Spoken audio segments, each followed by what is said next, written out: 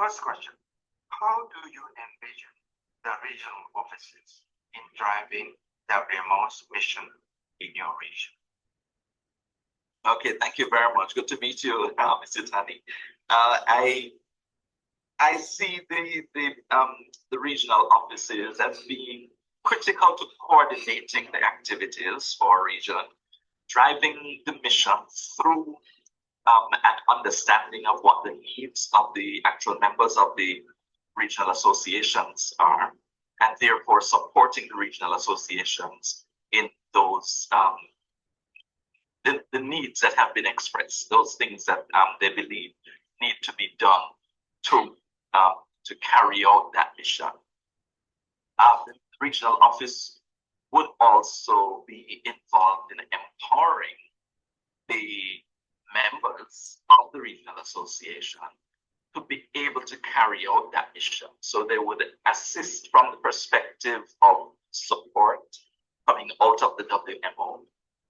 And of course, they would also provide the guidance by maintaining the list of regulations and those decisions that have also been made by the Congress and the Executive Council to ensure that these are communicated properly in the regional association for implementation. So it really is a matter of carrying out the mission, both from the perspective of the wider body, but also from the perspective of the membership actually being engaged in carrying out that mission. Yeah. Thank you very much, Mr. Thompson. Next question is, so based on this vision about the regional offices, which areas of regional offices activities and the regional associations activities the focus should be placed? In which area the regional association should focus on the several areas of activities? Okay.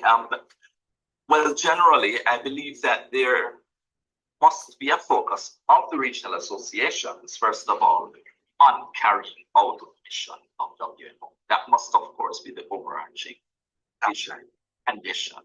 And so the regional offices should, the focus should be, how do we therefore support the members in doing this? And the members would generally identify what are the priorities that they would want to take on in order to achieve that mission. The regional association, the regional office, therefore, would focus these priorities, but at the same time keep at the forefront the outstanding mandates that the WMO have before it. And so I hope I'm not going all over the place, but the focus therefore should be the needs of the members, but also the mandates of the organization. That would have to be the main focus, and then supporting the members to carry out that mandate and to implement those priority. Yes, thank you very much. So let's go to a little bit more detailed level. In which area of activities of regional associations, with some examples you might wish to quote, do you want the regional office to be empowered? In which areas of activities of the regional associations, regional office should be empowered? The regional offices should be empowered to conduct monitoring and evaluation of the regional associations to ensure that they are actually implementing what needs to be implemented and carrying out those missions that or the activities that have been planned, priority areas. So the empowerment should be in being able to monitor, to assess, and therefore to evaluate what is actually happening so that the gaps can be filled and the assistance can be given to carry out the mission. Also, there needs also to be an empowering to communicate properly with the members in a language that they understand.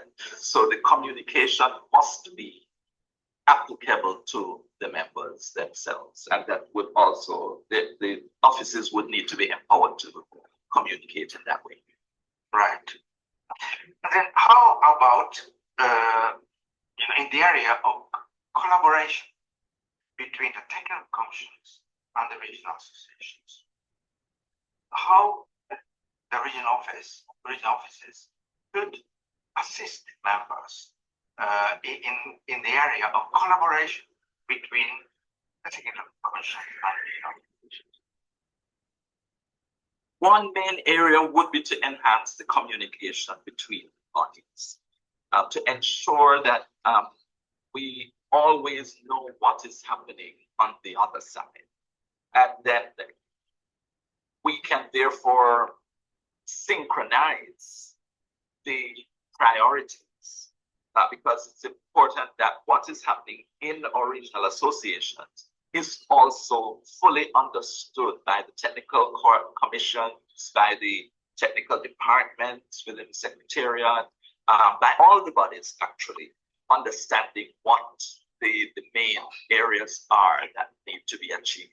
And that kind of communication, constant communication, which might require having persons as liaison, interacting within the two bodies, between the numerous bodies, being in place to be able to communicate, to understand, and therefore being able to synchronize the agenda. Right. I think you're talking about the alignment of the regional priorities with the technical solutions identified by technical commissions. So apart from communication, how the regional office can assist members to align these, the regional priorities and the technical solutions. In other words, how the regional priorities identified by the regional associations are fully taken into account in the technical solutions developed by the technical commission. How we can event communication, but apart from the communication, how this alignment can be reinforced? There needs to be some kind of cohesion in the strategic plans. And so, yes, there is an overarching strategic plan, but it must be directly aligned to the regional priorities. I know some amount of that is already being done, but it also needs to go all the way down to how the budgets are prepared, and therefore how we can ensure that the needs of the members are considered the priorities, not only by the regional association, but also of the other bodies. So do you, for example, it is a kind of simple question. Do you feel, or have you felt sometimes, that the regional priorities are not really taken into account by the technical commissions? In other words, it's somewhat different from the world of the regional associations. Do you have had such a feeling? Yes, I have. I have from time to time felt that way, that sometimes the focus is a little bit shifted.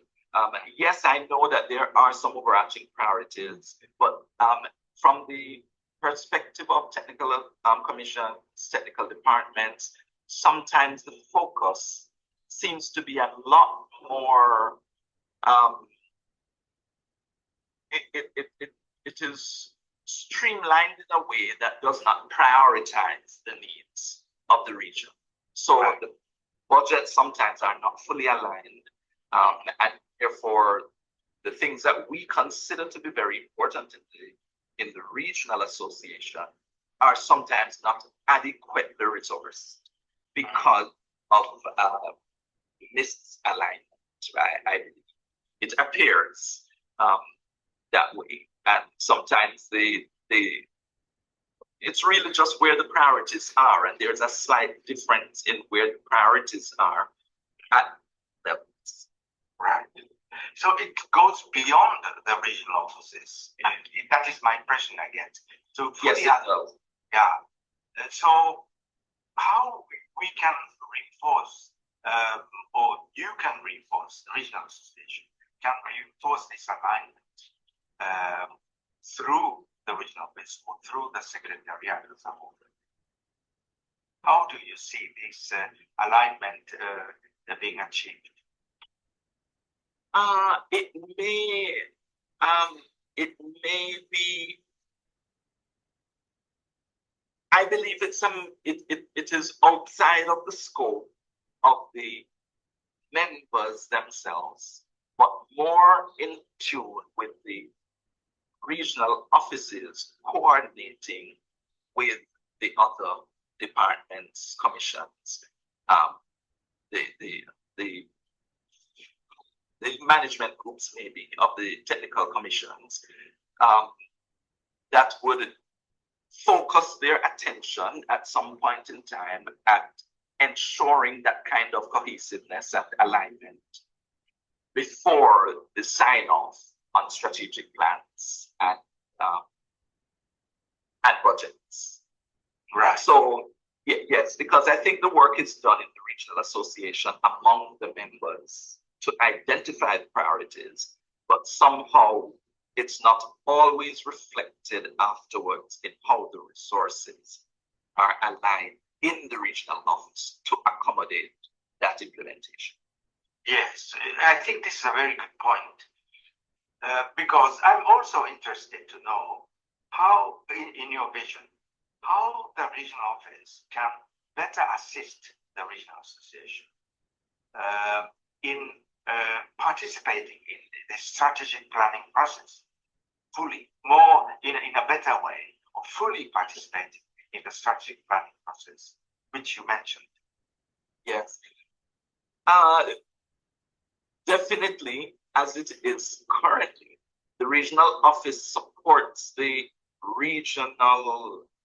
supports membership in terms of the development of those regional priorities. It is my experience is that there is a lot of cohesiveness there. However, the final resourcing of the regional office doesn't always seem to align, and that is where the problem seems to be. However, I'm not too sure what else needs to be done from the side of the regional office in relation to the membership. I'm not too sure if I'm responding properly to your question. We have a couple of questions about that. But I will ask you later. Okay, thank you. So let's move on. The location of the regional office. Okay. And I will ask you some of the questions about this issue, the reinforcement for the regional office to address the involvement of the regional associations in the strategic planning process.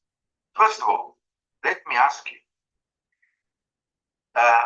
what is, in your vision, what is the strategy for selecting regional offices locations?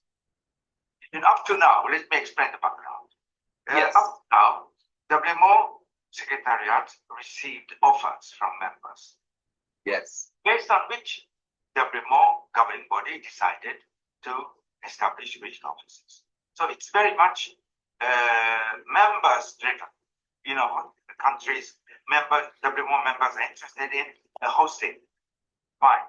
But I think somewhat now, regional office network has been developed. Now it's time to think about strategy. It should be obviously, member driven. Fine, this is fine. However, I think the remote as a whole needs a strategy about the regional office network. So, in your vision, what could be the strategy? Okay. The strategy, I agree with you that it must be member focused. And I have no problem with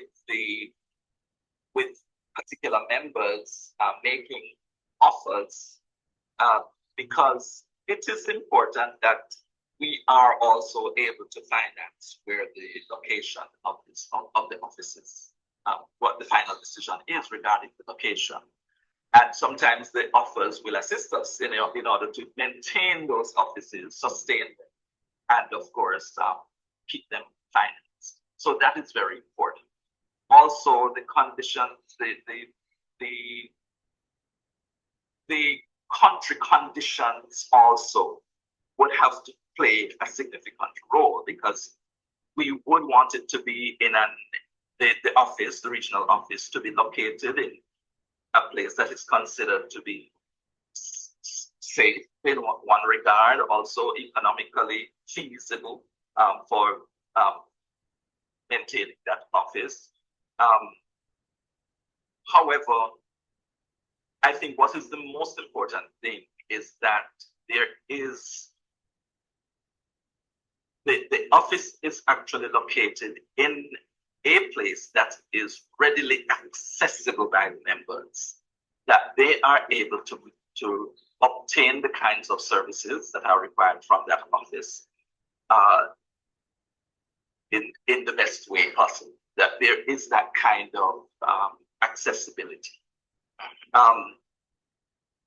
So I think it would be important for the WMO to allow members to make offers. Of course, it would have to be for the long term, and to find the most suitable in terms of feasibility of the office to be able to sustain itself and not be a burden for the movement of the officials or to the finances of the organization. Yeah, so yes, so the strategy still has to be focused on the membership and the accessibility of the membership, but the offers of the countries is quite reasonable, I think, and that would help to allow us to see clearly what is the best option for the organization. Okay, thank you very much indeed. So let's talk about the configuration of the field offices. So in your region, you have a representative office in Costa Rica, but yes, you don't have a regional office. Yes. So what do you think? For example, listening to you, I thought if we have a regional office, fully fledged regional office in your region, perhaps this office, regional office in your region, could assist better the regional association and the members in participating in the strategic planning process, and also for the alignment of the regional priorities with the technical solutions. So what do you think about the idea of establishing a regional office per region? That has always been my position. I have to declare that upfront. My position is that each region should have its own regional office. I always felt that would make sense. I don't think that the current model is the best model. It works to some extent, but I don't think it is the best model. I don't think that it is culturally the best decision. It needs to be that the members feel that their regional office is best placed for their needs and reflecting their experiences. So that has always been my position. Not that we have a regional office with separate representative offices, which occurs in a couple of regions, but that each region actually has its own regional office that is staffed adequately. And adequately does not necessarily mean that there are very many more persons that are involved, but the resources, the abilities and capacities would need to be available to the members in each regional office. Right.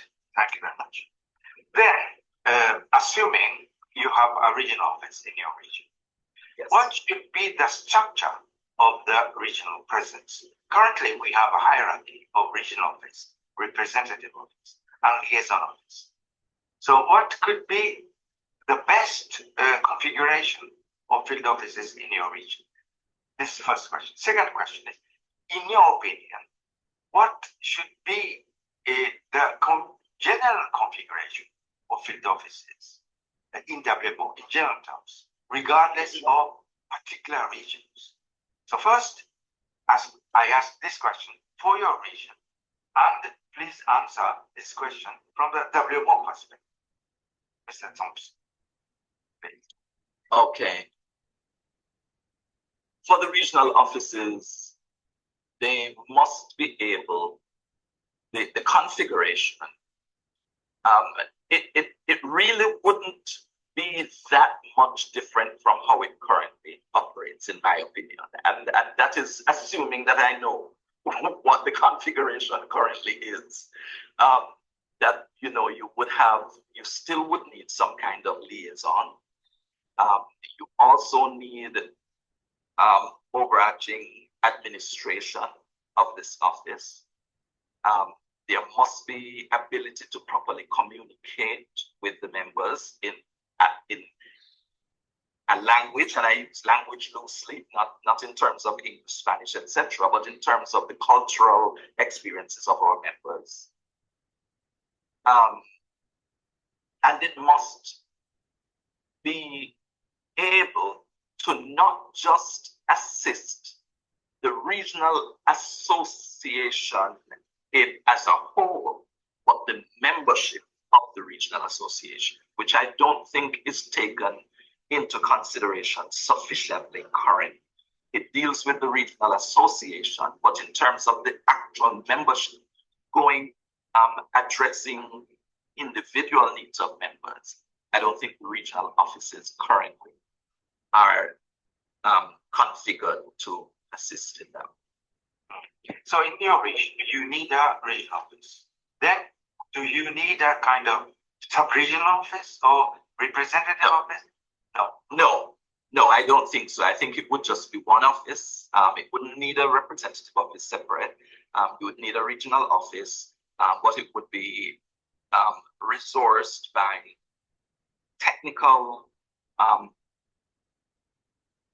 liaisons or officers, as well as administrative officers, and those who would assist in things like the communication and monitoring, evaluation, those duties. Yes. We will talk about the expertise or capacities, which capacities are needed later on.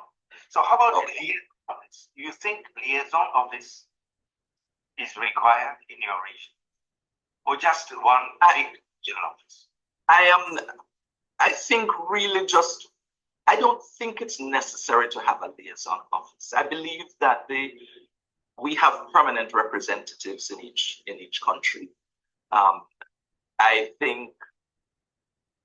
believe we'll probably go to this a little bit later based on the questions that I have seen. But I think that the permanent representatives need to be equipped a little bit better to represent in the different ways that are required. I don't think there is any kind of orientation that is required of a permanent representative, and it needs to be a bit different, I think, in order to fulfill that kind of role with without necessarily having a liaison office separate from the regional office. So I think the regional office would be adequate, in my opinion, but it must interact at the country level with through the permanent representatives. Yes, thank you very much. Then how about, in your opinion, how about establishing an inter-regional office? Covering an office dealing with several regions. Does it make sense for you? I don't think it's necessary, really. I think there are sufficient opportunities for interaction between the regions, and I think it would really complicate things a bit. I don't think it's necessary. Okay, thank you very much. So you mentioned, Mr. President, that the contribution from members, you said members offer, is important. Yeah, I translate it into, for example, political clout. I think you have meant political clout from a member who makes offer to attract an office. That is political support. That's my Support. Yeah. Yes. So, do you think that this political support of host country is important? And how about if it is important, the host country should somewhat make a kind of in-kind contribution, which is currently the case in several locations. What is your view about this, Mr. President? Yes, I think so. I believe that political support is important. I think that the regional offices should have a kind of, I don't know how it is currently in terms of the status that they enjoy, but I mean, the status, I believe, should be similar to any other UN office, or maybe even close to, maybe it wouldn't be aligned, but it would be close to even how an embassy would operate, in that you have an external world body that is occupying an office in your country. I believe that there are some benefits that should occur to that office and to the persons who operate in that office.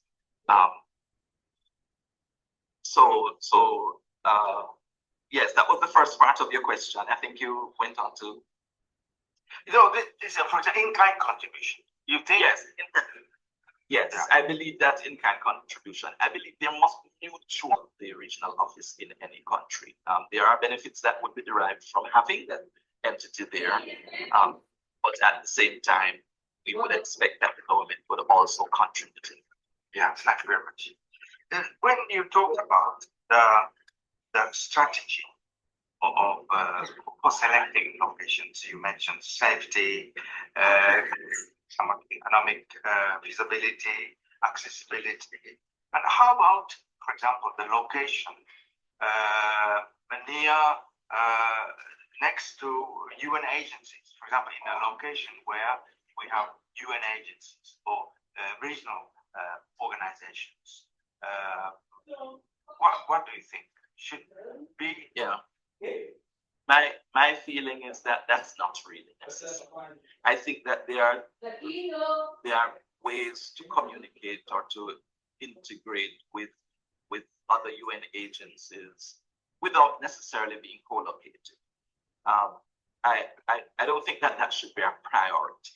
I do believe that there must be that kind of coordination with, and I wondered, while I was looking through the questions, I wondered whether the other UN agencies are also being expected to maintain a collaboration with the WMO representatives. I think it must be mutual that, yes, the WMO side of things must work with the other UN agencies, but they should also know that they should have that responsibility as well to coordinate.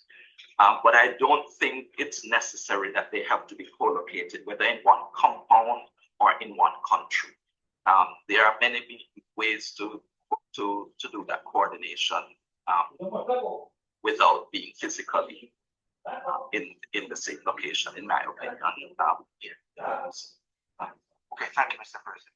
So let's move on to. However, let me go a little bit further to say that there must be the encouragement. However, as you said, not just UN organizations, but other regional organizations should be engaged by the WMO community. And it should be encouraged not only from the regional office perspective, but also in country. And so that's one of the reasons why I said that some kind of orientation with the PPR is necessary to encourage that kind of sharing of ideas and interaction and coordination within country, because the strength of the country relationships will reflect in the regional. That's right, yeah. We will come back to this issue later on. But now let's focus on the staffing of the functions or expertise we should have in the regional office. So in your view, what kind of capacities, expertise the regional office should have in order to discharge the mission of WMO and the mission of the regional office in your region? Okay. For sure, there must be some diplomacy. Yes, and advocacy that would be a part of their capacity. But I did mention some other things: the administration, the communication. I think that is important, and not just in one way, but there are very many ways to communicate, and it should be dynamic to meet the needs of the members. I believe that we could also benefit. We would benefit from the technical expertise. I know currently we do have technical coordinators that operate from the regional office, and I think that's an excellent idea that should continue in each region, as it really assists with the liaison between the membership and the technical groups, expert groups, etc., of the regional association and the other technical groups outside of the region. It helps with that kind of coordination. So those are some of the skills. I know the matter of project management comes up later. Project management skills, I think, are important to assist our members and identifying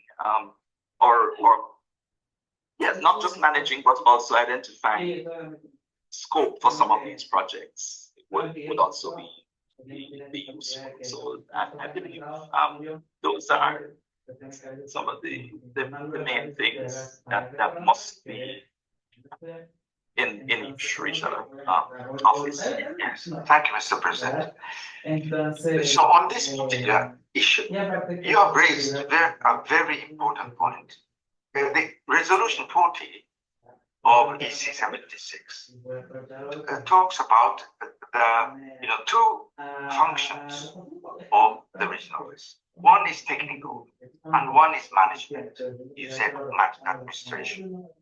And this resolution talks about delineation. These two functions, I think the resolution meant these two functions should be delineated. So the risk is, if a technical officer is involved in the administration, this person cannot devote his or her time to assist members on technical matters. What is your view about this?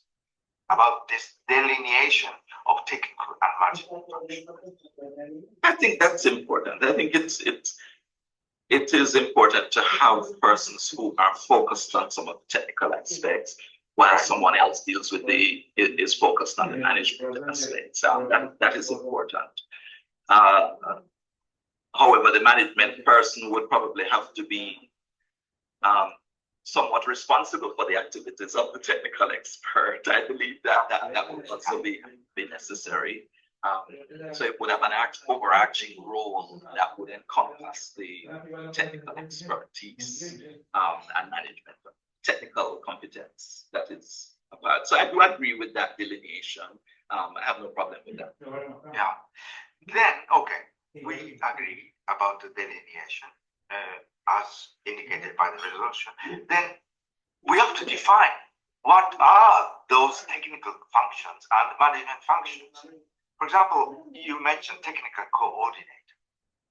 Technical coordinator should focus on technical issues. What are they, Mr. President? Yes, well, the technical matters, I believe, would be more focused on what the work of the scientific work that is being done within the regions, with the expert groups particularly. I believe it would be focused on the work of many of these groups and being that kind of coordinator that links the work in the region with the work of like the technical commissions. That would primarily be the responsibility, I believe, where technical matters are concerned. Yes. Then how about management functions? For example, let me ask you a question. Organization of the meetings of regional association. Yes. Management groups, or even technical groups, organization of those meetings. Is this a management function? Or if so, then how I think to organize an expert group meeting, yes, technical advisor, technical coordinator should also participate in this, management function of the organization of those meetings, right?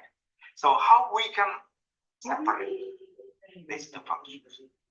Yes, Mr. President. Yeah, I suppose there will be some coordination within the regional office between the management personnel and technical personnel when it comes to organizing the technical meetings. But the content of those technical meetings would more be in the purview of the technical person. But the management of the organization's meetings, I believe, would be a management function. They're dealing with aspects of strategic planning and budgeting, I believe, would be part of the management functions. Monitoring and evaluation of the work would really also be part of management functions. So there would be a separation where the technical functions would be handled by someone who really looks at the content and the matters that come out of our technical commissions. Mr. President, thank you very much. As you know, the budget is limited. We have WMO has a system of maximum expenditure, which is decided every 4 years by Congress. So basically, if we want to reinforce the regional office, very quickly we have an obstacle, budgetary constraint. So what could be the additional funding possibilities to meet the additional requirement? For example, in terms of post, technical advisors, technical coordinators, we need, another technical, we need, let's say, 2 or 3 technical coordinators. Then we have to find out the funding, right?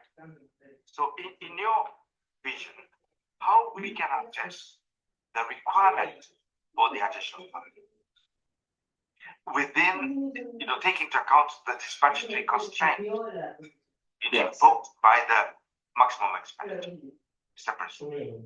Okay. Well, first of all, I'm not convinced that ensuring that we carry out these functions in each regional office would necessarily mean a significant change in budgetary requirements. I'm not sure that is really so.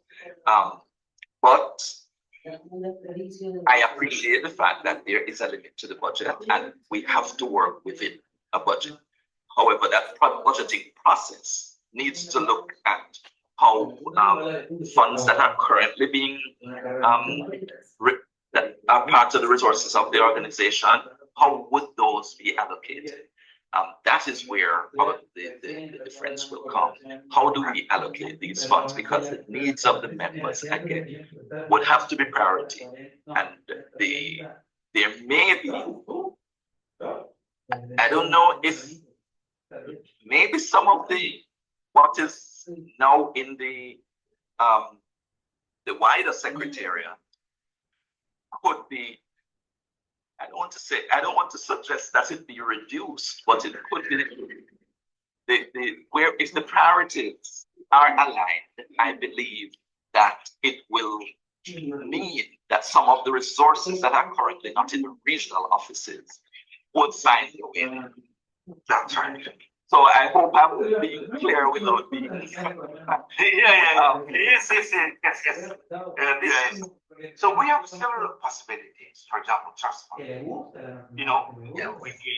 We attract donors. Oh yes. Right. Yes, I saw that. That's an option. That's an option, and we should scoff at it. I think that where that is a possibility, it can. It is good. I saw where that is something that is used in Nigeria. I believe it was mentioned. And if that's a possibility, there are other ways that sometimes in country, because of the political support, there may be some resources as well. I'm not sure if that is a possibility. So there are probably other ways that funds could be mobilized. But it would need to be an initiative of the secretariat, I believe, to identify how those funds would be. I don't think it would necessarily be any significant shift in how the contributions of members are currently calculated. But we all, I mean, even where I am placed here nationally, there is always a limit to the budget, but sometimes when there are additional requirements in one area as opposed to another, there may be some realignment within the budget. So that is something that would have to be given consideration, some review of budget during the course of the year to see, if where shifts could be done to ensure that the priorities that were identified at the beginning are actually addressed. Yeah, it's a very important point. Since I used to be the chief of budget, I fully understand you, and I understand the need for this type of budgetary flexibility. Yes. Thank you very much. So let's move on to the collaboration with the UN system. You said the location should not be, necessarily, in the UN hub or, near the UN or regional organizations. We have internet, we have connectivity, by plane. So it's not a, problem. That's what you said. However, I play the devil's advocate. Some others say if we share the same premises, we can somewhat facilitate the collaboration. For example, in the WMO building in Geneva, we have the UNDRR, which is on the third floor. So, it's every day we see each other, we take a coffee, we have lunch together. That facilitates the interaction, right? So, what is your view? No, I do not agree. Because I understand it does encourage the interaction, but it does not necessarily encourage or increase the collaboration. I would use, I think the example you use is a perfect one, because there have been some conflicts that we have experienced as a regional association with UNDRR. And this is after the UNDRR is co-located with the WMO Secretariat, where we had a conflict with dates with our regional conference and another activity that was being held at the same time, which happened to even be held within our region. That should not have happened, but it happened. And so I do not think that necessarily co-locating will be a solution to that kind of coordination. It just means that there needs to be deliberate attempt to coordinate.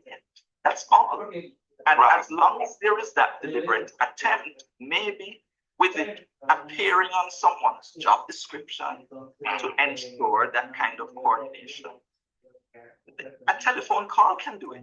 It doesn't mean that I have to live with you to coordinate my activities with you. I don't think so at all.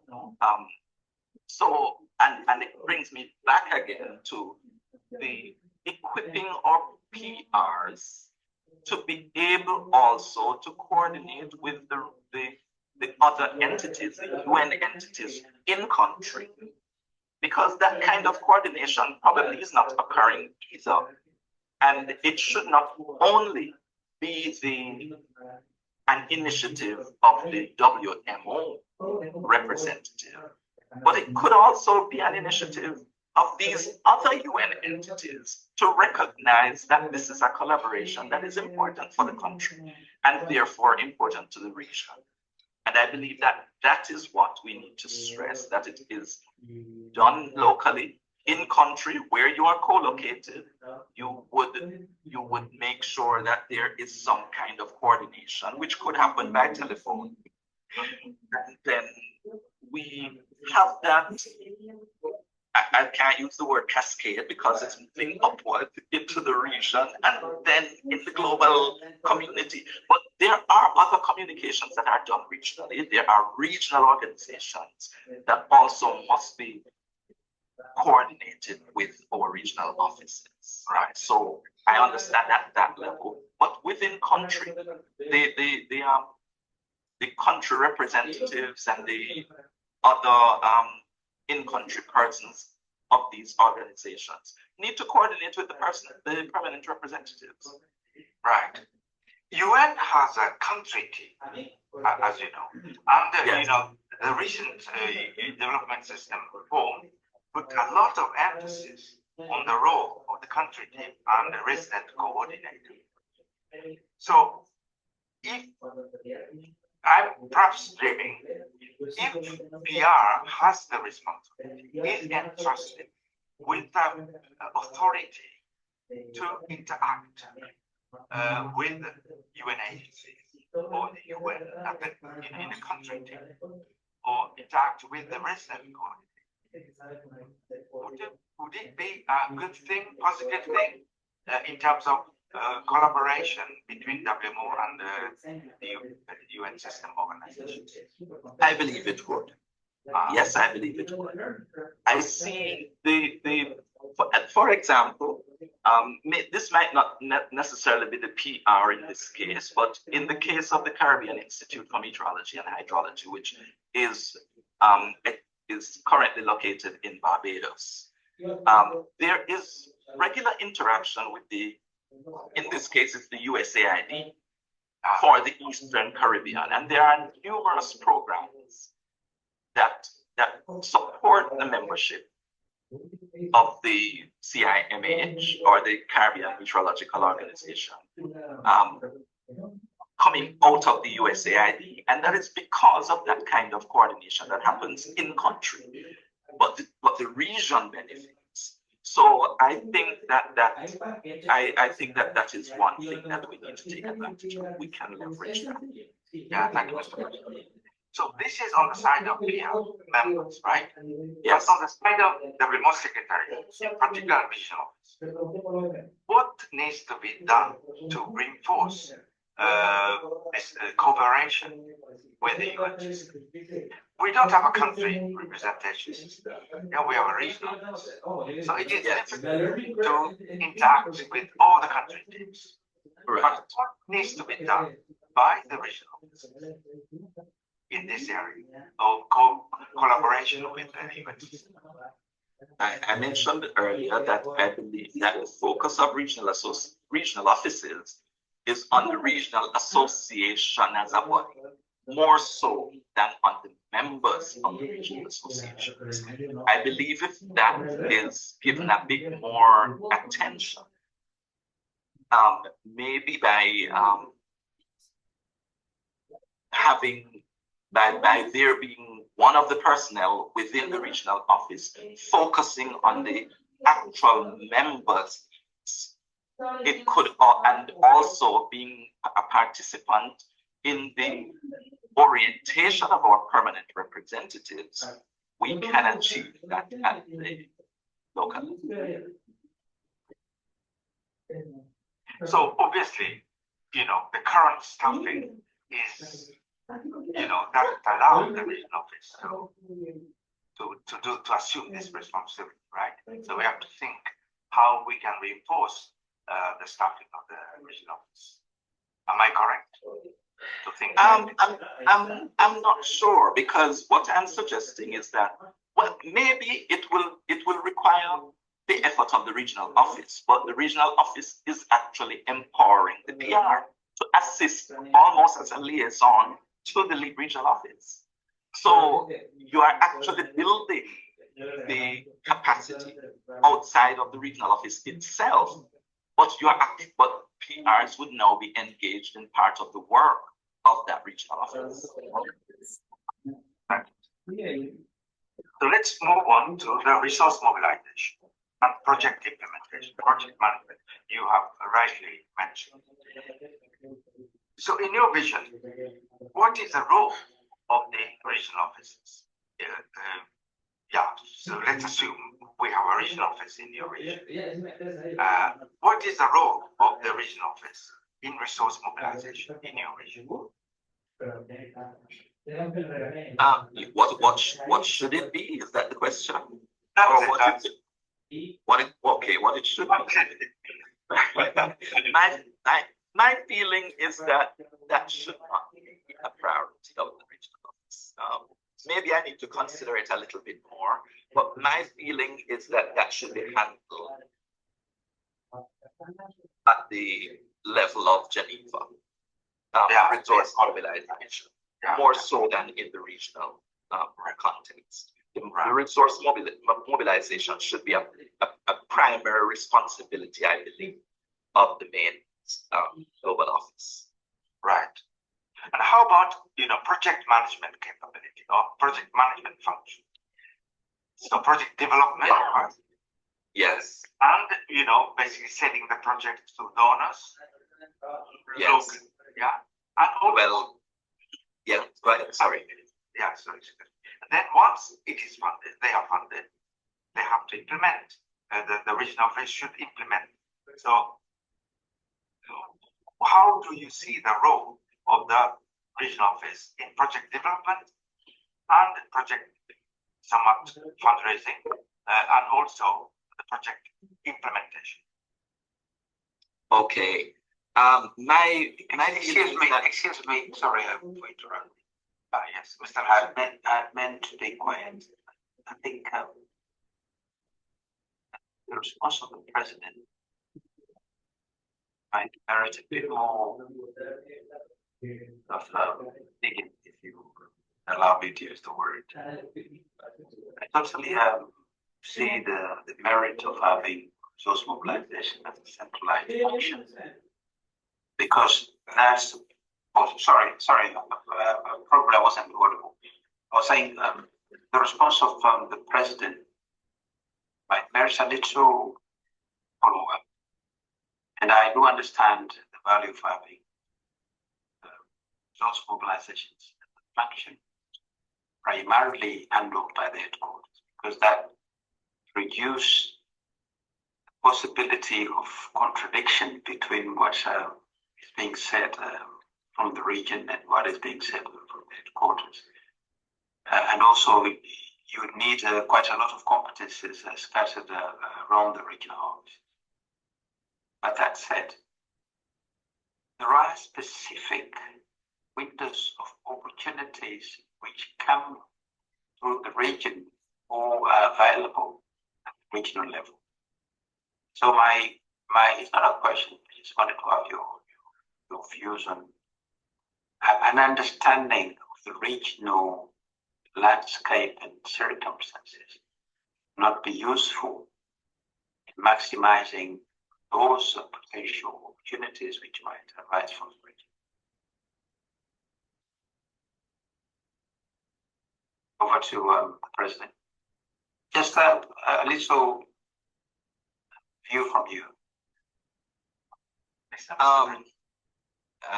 Let me see if I'm understanding you. You're saying that within the region there may be some opportunities that that centralizing mobilization would not be able to take advantage of. Is that what you're saying? Yes, but the responsibility, I believe, for the resource mobilization should be centralized. However, there is no question about whether the regional office takes directives from the centralized secretariat. The regional office also could make recommendations to the central unit because of opportunities that they know exist that can be communicated, but the initiative to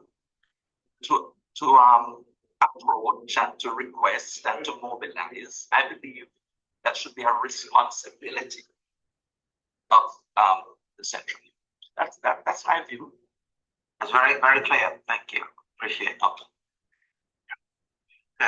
Thank you, Mr. Luciano. Thank you, Mr. President, for your explanation. How about the project development